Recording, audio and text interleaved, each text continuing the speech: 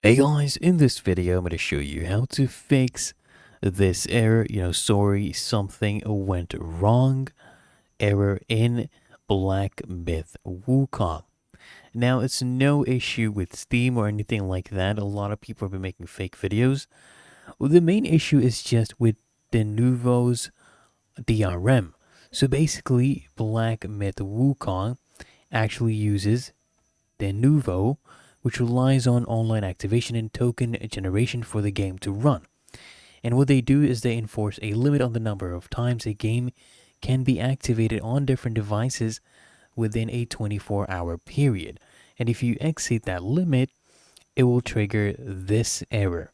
So this one will actually expire in 24 hours. That's the most straightforward solution. You just need to wait for the next day. That's all I did, and it actually worked because the next day the activation counter actually resets. Okay, so just wait for the next day and try launching the game again, and I assure you it will work. Now, if you found this video helpful, make sure you smash the like button, and if you appreciate the honesty, make sure you subscribe to Quick Fix.